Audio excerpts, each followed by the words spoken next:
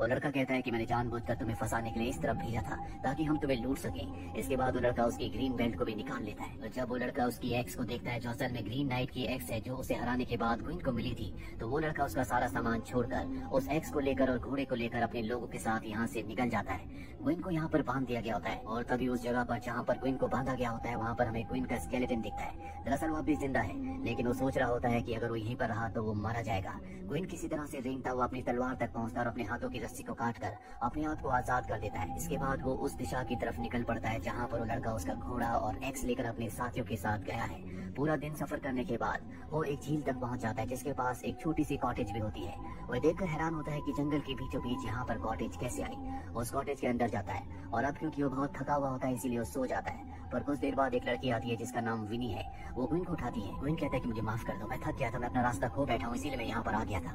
वो लड़की कहती है कि मैंने भी अपना कुछ खोया है और इसके बाद वो हवा में तैरते हुए उसकी तरफ आ रही होती है, जिससे क्वीन समझ जाता है कि ये कोई आत्मा है। इन्हीं क्वीन को अपने साथ झील के पास लेकर जाती है और उसे बताती है कि बहुत सालों पहले यहाँ पर एक किंग आया था जिसने मेरे साथ जबरदस्ती करने की कोशिश की, लेकिन मैंने हार नहीं मानी। इसीलिए उसने मुझे मार दिया और मेरे सर को झील के अंदर डाल दिया। तुम्हें मेरे सर को वापस लाना होगा। क्वीन उसके कहने पर झील के अंदर जाता है जहाँ उसे उसका स्कल मिल जाता है। वो झील से बाहर आता है तो देखता है कि वहाँ पर विनी की आत्मा नहीं है, वहाँ पर एक फॉक्स है जिस फॉक्स को वो पहले भी देख चुका है। और जब वो फॉक्स देखती है कि क्वीन बाहर आ गया है तो चुपचाप वहाँ से चली जाती है। क्वीन विनी के स्कल को लेकर अंदर आ जाता है जहाँ पर वो बेड पर देखता है कि विनी का स्केलेटन है जहाँ खुद वो कुछ देर पहले सोया था। और तभी स्केलेटन उसे बताता है कि ग्रीन नाइट तुम्हारी जान पहचान का ही कोई है। अब सुबह भी हो जाती है जिसके बाद वो स्कल को विनी की बॉडी के यानी कि स्केलेटन के साथ जोड़ देता है। और तभी वो देखता है कि कमरे में ग्रीन नाइट की एक्स है। वो उस एक्स को उठाकर एक बार फिर से अपना सफर शुरू करता है। वो लगातार आगे बढ़ता चला जाता है और जब वो एक गुफा में आराम करने के लिए बैठता है वहाँ उस गुफा में भी फॉक्स आ जाती है जो लगातार उसका शुरू से सफर में पीछा कर रही थी।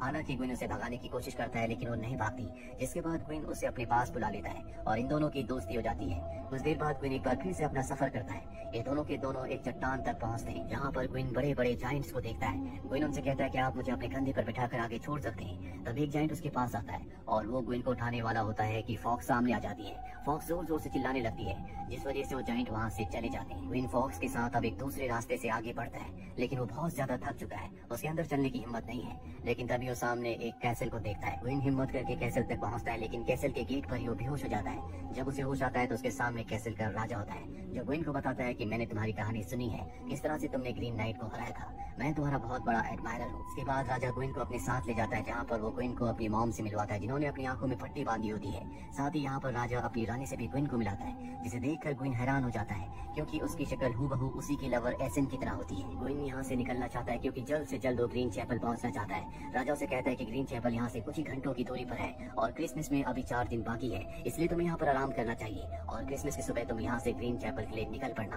क्वीन उनकी बात मान जाता है पर राजा की जो रानी होती है वो क्वीन की तरफ कहीं न कहीं अट्रैक्टेड होती है। इसीलिए एक दिन वो क्वीन को अकेले में खुद को किस करने को कहती है लेकिन क्वीन उसके गाल पर किस करता है। जिसके बाद वो कहती है कि तुम एक जगह पर बैठ जाओ, मैं तुम्हारी तस्वीर बनाना चाहती हूँ। इसके बाद वो क्वीन की एक बहुत ही खूबसूरत तस्वीर बनाती है जो कि उल्टी होती है। तस्वीर बनाने के बाद वो क्वीन के पास आती है और देखती है कि उसके गले में एक लॉकेट है। रानी पूछती है क्या ये किसी खास ने दिया है, वो मना कर देता है जबकि ये उसकी लवर एसल ने उसे दिया होता है। रानी उस लॉकेट को लेकर चली जाती है और रात को जब क्वीन अपने कमरे में होता है तो वहाँ पर रानी आती है। वो दरअसल उसके साथ फिजिकली क्लोज होना चाहती है। रानी कहती है कि अगर तुम मेरी इच्छा को पूरा करोगी तो मैं तुम्हें तुम्हारी ग्रीन बेल्ट दे दूंगी। ये वही बेल्ट होती है जो क्वीन की मॉम ने उसकी प्रोटेक्शन के लिए उसे दी थी और कहा था कि इसे कभी मत उतारना, पर जंगल में वो लड़का इस बेल्ट को लेकर चला गया था और अब रानी उसे बेल्ट वापस दे देती है। इसके बाद वो उसके करीब आती है लेकिन क्वीन उसके साथ कुछ भी नहीं कर पाता।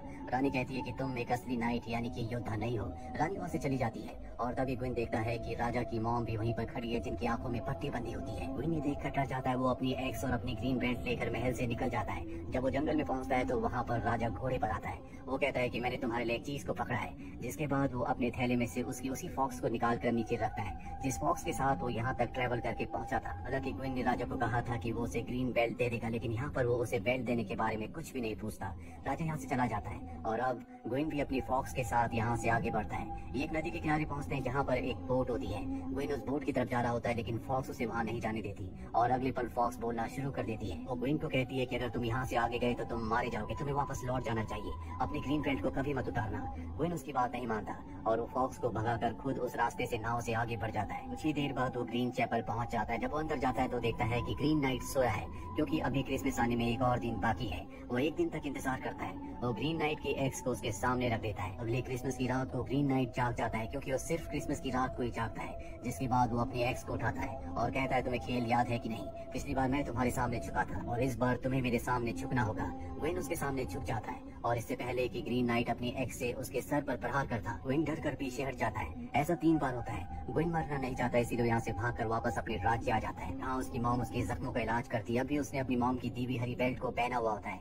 इसके बाद वो अपनी लवर एसेल के पास जाता है, जहाँ पर ये दोनों एक दूसरे के बहुत करीब आ जाते हैं। कुछ ही वक्त बाद उसके अंकल जो कि किंग है, उनकी मृत्यु हो जाती है और उनकी मृत्यु के बाद वो किंग बन जाता है। साथ ही उसकी लवर एक बच्चे को जन्म देती है जो कि ग्वेन का ही बच्चा है। वो अपने बच्चे को वहाँ से ले आता है, लेकिन वो एसेल को नहीं अपनाता। जिसके बाद वो एक दूसरी राजकुमारी से शादी कर लेता है। कई साल बीत जाते हैं। ग्वेन का बेटा बड़ा हो चुका है, लेकिन राज्य में जब युद्ध की स्थिति आती है तो ग्वेन अपने बेटे को भी उस युद्ध में ले जाता है, जहाँ पर उसकी मृत्यु हो जाती है। वो इस युद्ध को हार चुका है, इसीलिए जब राज्य वापस आता है तो सब उसका मजाक उड़ाते हैं, जिसमें एसेल भी होती है जो उसकी हार पर खुश होती है। यहाँ पर ग्वेन की जो रानी होती है वो भी एक लड़की को जन्म देती है। कुछ सालों बाद उसकी बेटी बड़ी हो जाती है और अब एक दिन उसके कैसल को दुश्मन घेर लेते हैं, जिसके बाद ग्वेन का पूरा परिवार उसे छोड़कर चला जाता है। ग्वेन ने आज तक उस ग्रीन बेल्ट को नहीं उतारा जो उसकी मॉम ने उसे दी थी, लेकिन आज वो उस ग्रीन बेल्ट को उतार देता है, जिसके बाद उसका ताज नीचे गिर जाता है। ग्वेन वापस अपने सेंसेस में आ जाता है, जहाँ पर अब भी वो ग्रीन चैपल में ग्रीन नाइट के सामने है। उसने अब भी ग्रीन बेल्ट को पहना होता है। वो अपनी ग्रीन बेल्ट को निकाल देता है और ग्रीन नाइट से कहता है कि तुम मुझे मारो,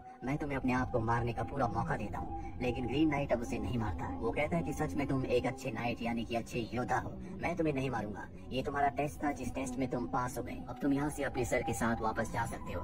दरअसल ग्वेन के साथ जो कुछ हुआ होता है उसकी मॉम ने किया होता है, क्योंकि वो जानती थी कि ग्वेन एक लापरवाह इंसान है। वो अपनी जिम्मेदारियों से भागता है और वो उसे एक जिम्मेदार इंसान बनाना चाहती थी। इसीलिए कहानी की शुरुआत में उन्होंने जादू किया, जिससे उन्होंने ग्रीन नाइट को किंग के पास भेजा और इस पूरे खेल को रचा, जिस खेल में ग्वेन अब पास हो चुका है। इस पूरी जर्नी के दौरान उसने बहुत कुछ सीखा है, इसीलिए अब वो एक बहादुर इंसान के साथ जिम्मेदार इंसान भी है। इसी के साथ ये कहानी यहीं पर खत्म हो जाती है। उम्मीद करते हैं कि ये कहानी आपको पसंद आई होगी।